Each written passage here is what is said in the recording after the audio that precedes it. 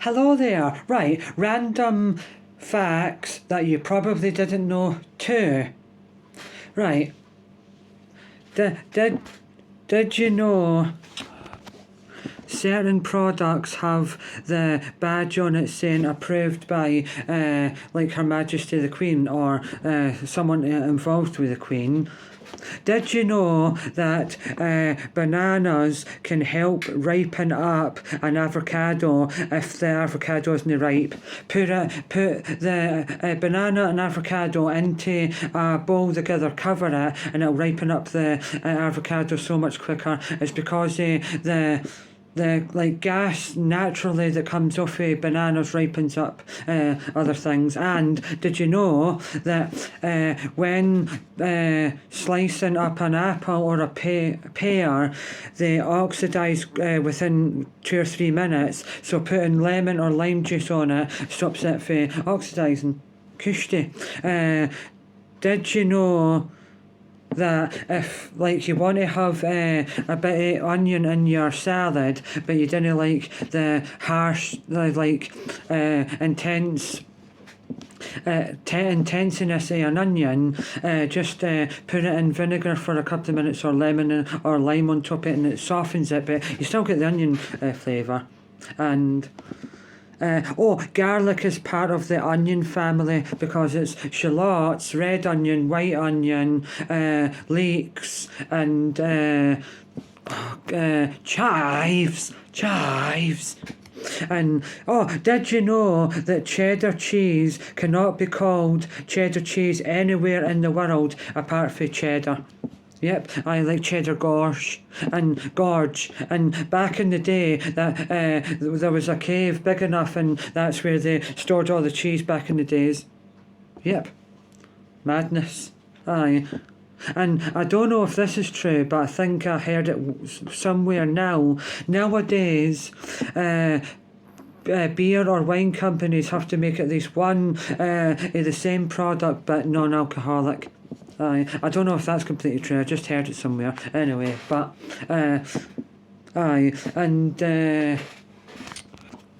you would think that every drop of water manufactured or out of the tap tastes the same, but doesn't.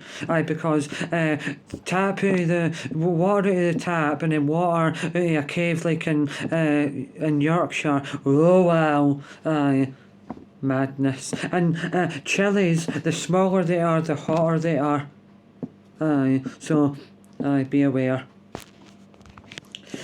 Humans share 98% DNA with gorillas. That's why some old people start to look like gorillas when they get older, and especially every one of their own stones. Because they have hands like us. Apes can get human viruses like colds. That was one I found out the day. So I thought I'll just tell you. Kishte, right, and if one person has a stew but not blended up, and then the other person has the exact same stew but every single thing blended up, the person that has it blended up will be fuller for longer. I think it's maybe just because of all the starch and all the natural vitamins or minerals of the vegetables being squashed together. Your stomach constantly fights itself to not eat itself because our stomachs has got so much acid in it could destroy, I think it's metal or copper or whatever, but it destroys some sort of thing. That's why if someone eats a coin or a nail, when you Barry White it out or Johnny Cash it out, no Johnny Cash it out, but if you Arthur Kitt it out, it doesn't come out clean, it comes out all rusty. To buy the best technology is either China or Japan. To buy the best cars, Germany. To buy the best wine is probably Italy or France. To buy the best chocolate is either Belgium or Switzerland. To buy the best tea, well, technically It starts off in like Asia or wherever. The Degro tea in the hottest part of Britain, which is like down south in Cornwall, I think, or somewhere like that. Anyway, there's tea plants there, and that's the warmest part of Britain. So they're growing tea there. But even though tea starts off in a hot country, it gets shipped to Britain and then bagged in Britain. So technically, Britain, well, probably like bags them up and boxes them up more in Britain. But Kushti. Proper old-fashioned tea back in the days was never drunk with milk. Drying herbs or like fermenting food or fruit intensifies its flavour.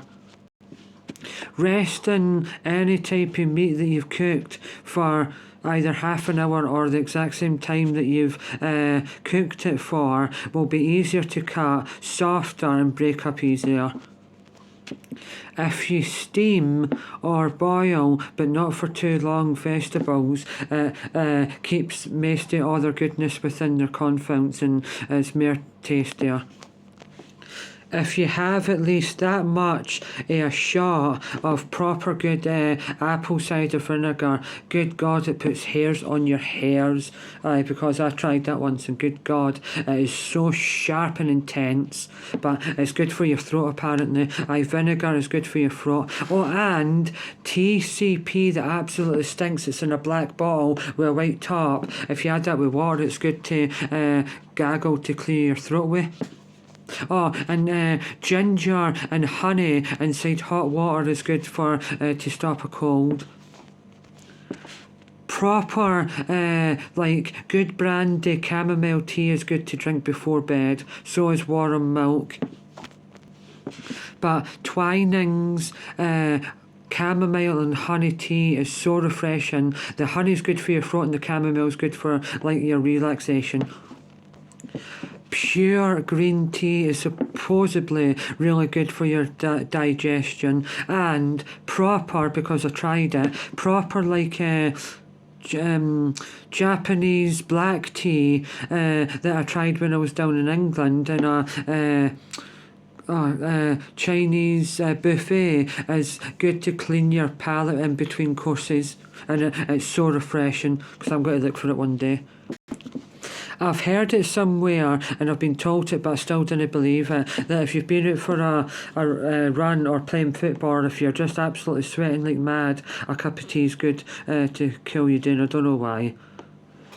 Because once when we were younger and we played football and we were absolutely out of it, we came in and my father said, let's have a cup of tea, and my brother went, good God almighty, no, why would you have something hot? But it's true though, I don't know why.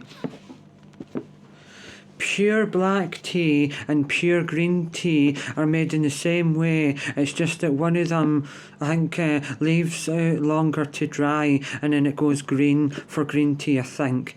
Anyway, I can't say that for certain, but this is Twining everyday tea, and it's so refreshing, and I really like my tea pure dark, and that is known in Britain as a builder's tea, because builders like their tea so strong. Because at the end of the day, you're having a cup of tea, no cup of milk.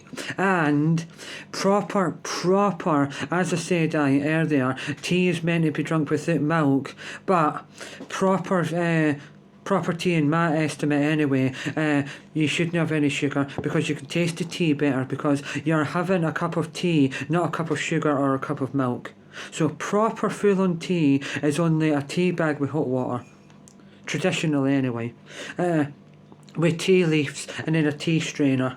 And back in the days with plates, small wee dainty cups like that, and a teapot, and then some biscuits. But they're doing too much with tea these days, because you can even get tea that's infused with biscuits, and tea that's infused with jam on toast, and that's taking it too far for a purist like me. I just want a Twining English breakfast, Twining everyday tea, Twining chamomile and honey, or or no, or PG Tips, pyramid bags, or Tetley. Aye.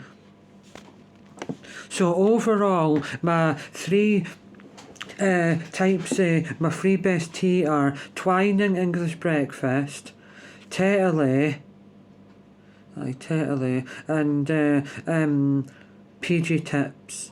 But definitely right, the next time I go shopping with my Christmas and birthday money, I'm going to get some PG Tips because I really miss it. But I'm going to see if you can get the Teddy free with Kushti. But I might just get some Twining chamomile on its own though, like the most purest chamomile. Aye. Start having chamomile and wait. In fact, this is what I'm going to do. Right, I'm going to try and drink Twining English breakfast in the morning, Twining every day in the afternoon, and chamomile at night. Or in between that, maybe have chamomile and honey. But yep. So next year my New Year's resolutions are to try and eat healthier, try and eat like drink more flavoured water and more vitamin waters, drink more tea, and do more experiments, either outside with like stuff if it's freezing, see how it freezes, and then food experiments. Like, what I'm going to do is the next time I go shopping, get a proper chorizo sausage, streaky bacon, wrap up the chorizo sausage in streaky bacon and put it in the air fryer for 15 minutes. Take it out, dip it in some honey and then back in for 5 minutes. Oh, I cannot wait for that. It's going to be absolutely incredibly stunning. Can feel it in my waters. So that's amazing. Oh, and another thing I want to do next year, start today, is make homemade macaroni and cheese. Macaroni and cheese is probably everyone has their tweaked recipes, but what you would do is, right, you would get butter, then flour, make a roux, slowly add milk in it until the mixture is nice and thick and smooth. Put some mustard in it if you want, maybe a wee bit of vinegar, and then you would put your cheese of any description, as long as it melts well. Leave that aside. Put the pasta on until it's tender. Drain that. Add it with the stuff. But then, what I'm going to do is I'm going to do maybe onion and bacon and breadcrumbs. Fry them until they're really crispy. Put that on the top and then put it in the oven. I'm definitely going to do that. Because we still got pasta, but that might be out of date. And I'm going to try and make a bechamel sauce from scratch. And then I'm going to have 2 different cheeses in the sauce, mustard and vinegar. And then, as I said, crispy bacon, onion and breadcrumb topping. Definitely. And in fact, at the bottom though is a dish. I'm going to add pickled jalapenos because I'm going to get some of them. Right, so I'm drinking Twining everyday tea, and that was on the 19th of the 12th, 2022, and this has been things that you probably interesting facts that you probably didn't know, part 2. Thanks.